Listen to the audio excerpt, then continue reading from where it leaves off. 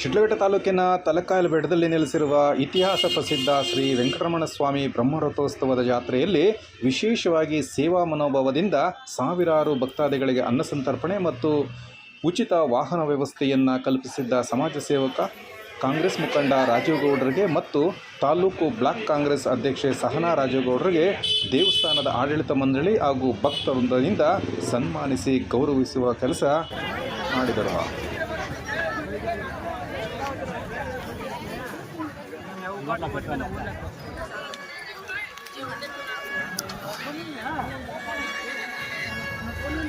ಶಿಡ್ಲಘಟ್ಟದ ತುಂಬ ಪ್ರಸಿದ್ಧವಾದಂಥ ಜಾತ್ರೆ ನಮ್ಮ ತಲಕಾಯಲ ಬೆಟ್ಟದ ಕಲ್ಯಾಣ ಶ್ರೀನಿವಾಸ ಕಲ್ಯಾಣ ಜಾತ್ರೆ.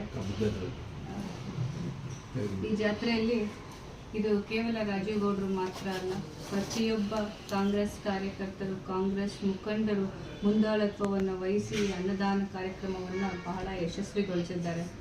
ನಮ್ಮಲ್ಲಿ ಎಲ್ಲ ಕಡೆ ಒಗ್ಗಟ್ಟಿದೆ, ನಾವು ಎಲ್ಲಿ ಕೂಡ ನಾವು ಚೆದರಿಲ್ಲ ಅನ್ನೋ ಒಂದು ಸಂದೇಶವನ್ನು ತಲಕಾಯಲ ಬೆಟ್ಟ ಜಾತ್ರೆಯಲ್ಲಿ ನಾವು ನೋಡ್ಬೋದು.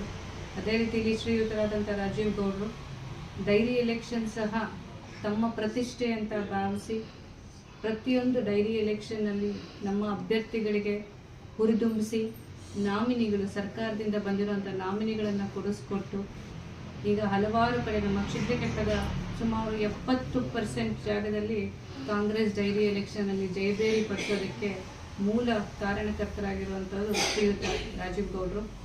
ನಮ್ಮ ಎಲ್ಲ ಕಾಂಗ್ರೆಸ್ ಕಾರ್ಯಕರ್ತರಿಗೆ ಹಾಗೂ ಎಲ್ಲರಿಗೂ ಶ್ರೀಯುತರಿಗೂ ಸೇರಿ ಒಳ್ಳೆ ಆಯುಷ್ ಆರೋಗ್ಯ ಆ ಭಗವಂತ ಕೊಡಲಿ ಅಂತ ಕೇಳ್ಕೊತಾ ಇದ್ದೀವಿ. ಎಲ್ರಿಗೂ ಒಳ್ಳೆಯದಾಗಿದೆ.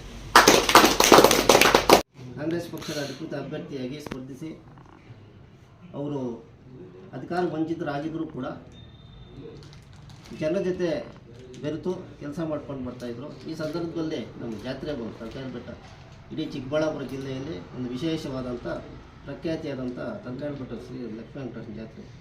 ಈ ಜಾತ್ರೆ ಬೆಳಿಗ್ಗೆ ನಾವು ಸುಮಾರು ಒಂದು 9 ಗಂಟೆಗೆ ಶುರು ಮಾಡಿ ಸಾಯಂಕಾಲ 6-6:30ವರೆಗೂ ಕೂಡ ಅನ್ನದಾನ, ಭಕ್ತಾದಿಗಳಿಗೆ ನೀರು, ಅನ್ನದಾನ ಎಲ್ಲ ವ್ಯವಸ್ಥೆ ಮಾಡಿಕೊಟ್ಟಿದ್ರು.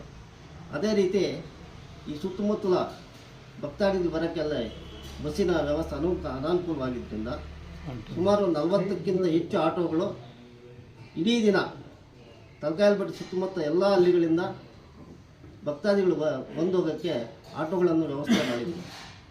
ಅವರೇನು ಭರವಸೆ ಇಟ್ಟು ನಮ್ಮ ಮೇಲೆ ಜವಾಬ್ದಾರಿ ಕೊಟ್ಟಿದ್ರು, ನಾವು ಚಾಚು ಚೌಕದ ತಲಕಾಯಲ ಬೆಟ್ಟ ಮತ್ತು ಸುತ್ತಮುತ್ತಲ ಎಲ್ಲ ಪಂಚಾಯತಿಗಳ ಎಲ್ಲ ಮುಖಂಡರು, ಕಾಂಗ್ರೆಸ್ ಕಾರ್ಯಕರ್ತರು ಸೇರಿ ಅವರೇನು ಭಗವಂತನ ಸೇವೆ ಮಾಡೋಕ್ಕೆ ಒಂದು ವ್ಯವಸ್ಥೆ ಕಲ್ಪಿಸಿದ್ರು. ಆ ವ್ಯವಸ್ಥೆಯನ್ನು ಅಚ್ಚುಕಟ್ಟಾಗಿ ಭಕ್ತಾದಿಗಳಿಗೆ ಮತ್ತು ಜನರಿಗೆ